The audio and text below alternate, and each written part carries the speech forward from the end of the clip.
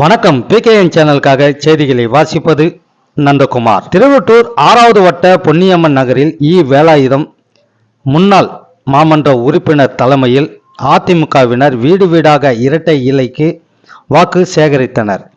நடைபெறவிருக்கின்ற நாடாளுமன்ற தேர்தலில் வடசென்னை நாடாளுமன்றத்திற்கு அதிமுக வேட்பாளராக போட்டியிடும் ராயபுரம் மனோவிற்கு இரட்டை இலை சின்னத்தில் வாக்குகள் கேட்டு திருவட்டூர் மேற்கு பகுதி 6வது வடக்கு வட்டத்திற்கு உட்பட்ட 133, 134, 135, 136 ஆகிய வாக்குச்சாவடிகளில் அடங்கிய பொன்னியம்மன் நகர், சரஸ்வதி நகர் ஆகிய பகுதிகளில் இன்று 11/4/2024 மாலை வட்டக்கழக நிர்வாகிகள் மற்றும் தொண்டர்கள் வட்டக்கழக செயலாளர் வேலாயுதம் முன்னாள் மாமன்ற உறுப்பினர் தலைமையில் அதிமுக சாதனை வீடியோ பதிவை ஒளிபரப்பு செய்து LED திரை வாகனத்துடன் வீடு வீடாக சென்று வாக்குகள் சேகரித்தனர்.